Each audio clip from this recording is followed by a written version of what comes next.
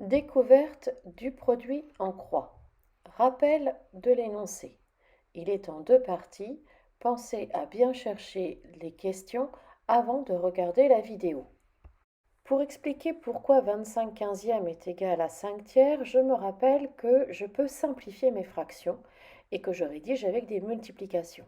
25, je l'écris 5 fois 5 et 15, je l'écris 3 fois 5. Je remarque qu'au numérateur et au dénominateur, il y a le 5 qui est en commun, donc je vais simplifier par 5. Ça me donne donc bien 25 quinzièmes égale 5 tiers. J'ai prouvé l'égalité de mes deux fractions. Passons à la question 2. 24 sur 18, je vais le simplifier. 24, je vais l'écrire 6 fois 4. À la place de 18, je vais écrire 6 fois 3. Je m'aperçois que 6 est en commun au numérateur et au dénominateur. Donc je vais simplifier par 6. Ça me donne 24 18e égale 4 tiers.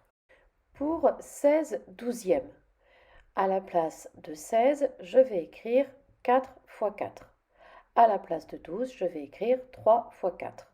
Je vais simplifier par 4 le numérateur et le dénominateur. J'obtiens 16 douzièmes égale 4 tiers également.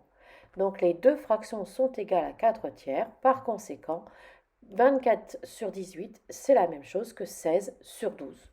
Quand je calcule 25 fois 3, je trouve 75. Et 5 fois 15 me donne également 75. Je constate que les deux produits sont égaux. Je fais pareil pour 24 fois 12. J'obtiens 288. Et 16 fois 18 me donne aussi 288.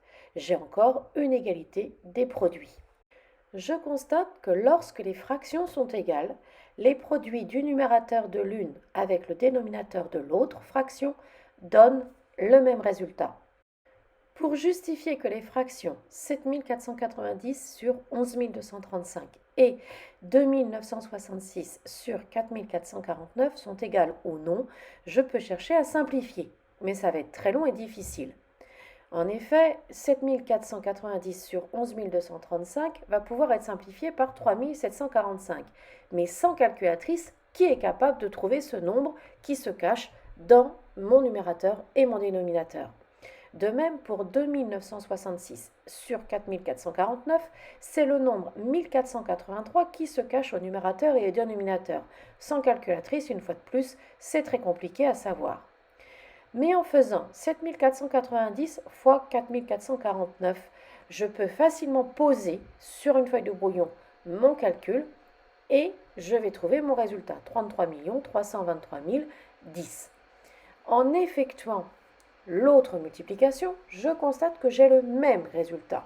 Grâce à des multiplications, calculs que j'arrive plus facilement à faire, je peux démontrer que mes deux fractions sont égales. Cette méthode s'appelle le produit en croix et sera utilisée très souvent en proportionnalité, mais pas seulement. Rappelez-vous de ce genre d'exercice qu'on a fait en classe.